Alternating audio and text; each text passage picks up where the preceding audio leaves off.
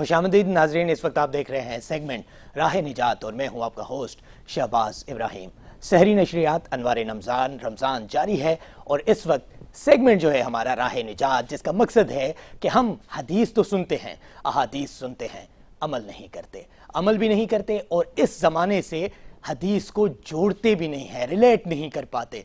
तो हमारा मकसद ये है कि अहादीस को इस ज़माने से रिलेट किया जाए। हम क्या गलतियां कर रहे हैं, हम कौन सी ऐसी हमाकतें कर रहे हैं, कौन सी ऐसी हमाकतें कर रहे हैं जिनसे हमें बचना चाहिए। तो नबी करीम सल्लल्लाहु अलैहि वसल्लम का फरमान है, जब रमज़ान का महीना आता है तो जन्नत के दरवाजे खोल दिए जाते हैं, जहन्नुम के दरवाजे बंद कर दिए जाते हैं और शयातीन को जंजीरों में जकड़ दिया जाता है।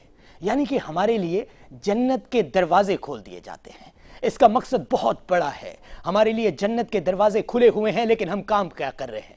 हम रोज़ा रख के भी झूठ बोल रहे हैं, हम रोज़ा रख के भी मक्कारी में मशगूल हैं, हम रोज़ा रख के भी लोगों को धोखे देते हैं, हम रोज़ा रख के भी बहुत ज़्यादा महंगी चीज़ें महंगा करके भेजते हैं। हम ये सब गुनाह इस रमज़ान में कर रहे होते हैं जब हमारे लिए जन्नत के दरवाजे खोले गए हैं। हमें इन चीज़ों से बचना चाहिए। आज अगर हम अपना सियासी माहौल देखें तो वहाँ भी हम जिससे जुड़े हुए हैं दूसरे को गालियाँ दे रहे होते हैं। हम फ़िरके में आ जाते हैं और दूसरे फ़िरकों को बहुत ज़्यादा गलत बातें उनके बारे में करते हैं। इसी रमज़ान में, जिस रमज़ान में हमारे लिए जन्नत के दरवाजे खुले हुए हैं, हम बहुत कुछ अच्छा कर सकते हैं। इन जन्नत के खुले हुए दरवाज़ों से जन्नत में जाने का रास्ता बना सकते हैं, लेकिन हम बहुत गलत चीज़ों में मशगूल हैं। तो हमें इन चीज़ों से बचना होगा। सिर्फ बचना ही नहीं होगा, लेकिन लोगों को तलकीन करनी होगी कि आप भी इन चीज़ों से बचें। आज हमारा मकसद यही है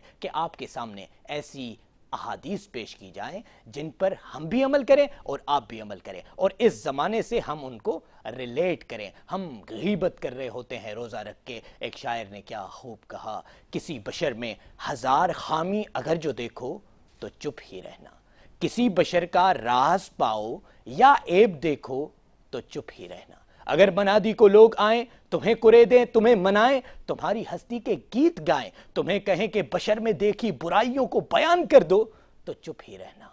जवाज ये है, दलील ये है, हमारी सारी हिमाकतों को, हमारी सारी खबासतों को वो जानता है, वो देखता है, मगर वो चुप है। अगर वो चुप है तो मेरी मानो, वो कह रहा है चुप ही रहना, चुप ही रहना।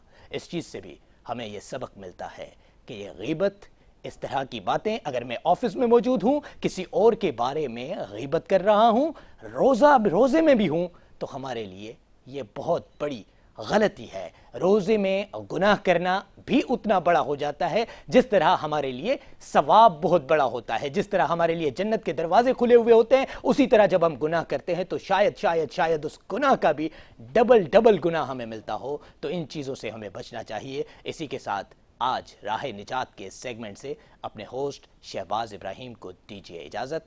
कल इंशाअल्लाह एक नई हदीस के साथ मुलाकात होगी।